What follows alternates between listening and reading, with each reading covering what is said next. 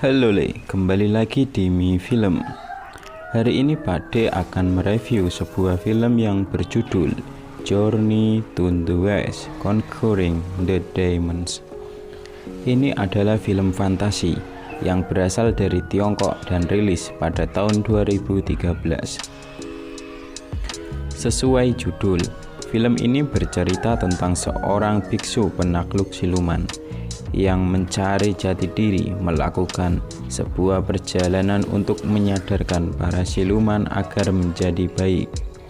Sampai akhirnya ia bertemu dengan 3 siluman yang kemudian hari akan menjadi muridnya dan akan menemaninya melakukan perjalanan ke barat untuk mencari kitab suci dan menaklukkan banyak iblis. Penasaran dengan ceritanya? Bentar sabar. Yuk gaskenlah sowen. Film ini diawali dengan penampakan seorang gadis yang bermain di atas perahu. Ketika bercanda tentang siluman, tiba-tiba ayahnya diserang oleh siluman ikan di air dan mati. Berpindah ke seorang pendeta yang melakukan ritual penangkapan siluman dan berhasil menangkap ikan pari raksasa yang dikira penyerang ayah si gadis kecil tersebut. Datang seorang lelaki dengan penampilan compang-camping dan berkata kalau ikan pari itu bukanlah siluman yang memangsa penduduk. Karena hasutan pendeta, semua warga tidak percaya dan akhirnya menyerang lelaki itu lalu mengikatnya di pengikat ikan. Lelaki itu bernama Chen Xuanzang. Merasa yakin sudah tidak ada siluman, warga ramai-ramai melompat ke sungai. Setelah itu, benar saja, siluman ikan yang sebenarnya datang dan menyerang mereka. Tapi berkat Chen Xuang dan dibantu oleh seorang pemburu siluman wanita yang bernama Nona Duan, akhirnya siluman ikan berhasil ditangkap. Scene berpindah ke sebuah penginapan milik keluarga Gao. Datang sepasang pasutri ingin menginap di situ.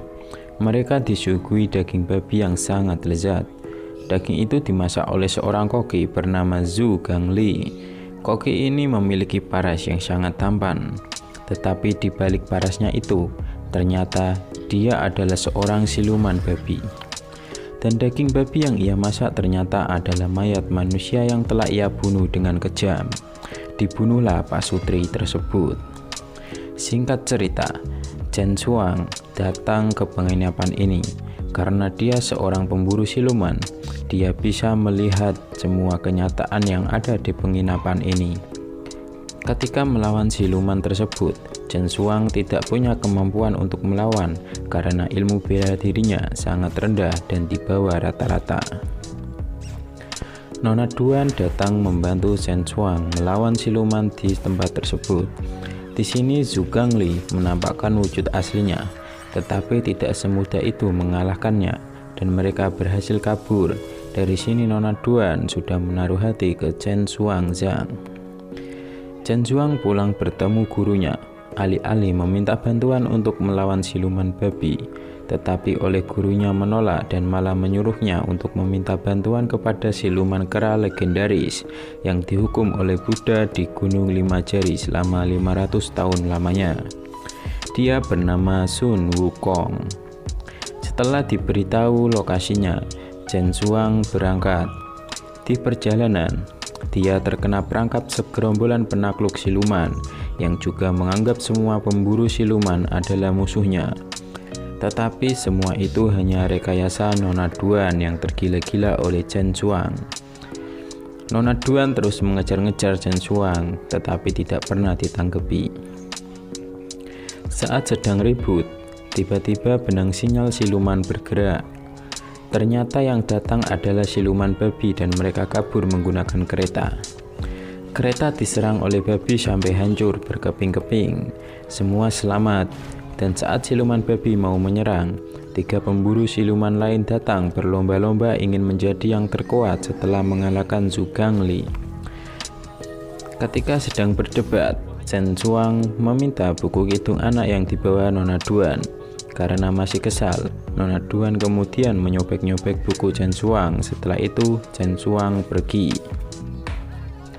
Sampailah Chen Xuang di gunung yang dibicarakan gurunya. ketika sedang mencuci muka di kuil tua, ia melihat sebuah tulisan dan akhirnya menemukan patung Buddha. Di sana hidup tanaman hijau dan ada satu bunga besar. Ketika disibak, ternyata adalah gua. Chen Xuang masuk dan ternyata itu adalah penjara Wukong.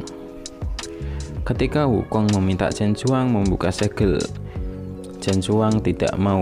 Wukong mencoba kabur, tetapi tetap tidak bisa, malah tubuhnya terbakar. Chen Xuang berkata, ia meminta Wukong membantunya menjinakkan siluman babi. Di tengah perbincangan, tiba-tiba Nona Duan datang.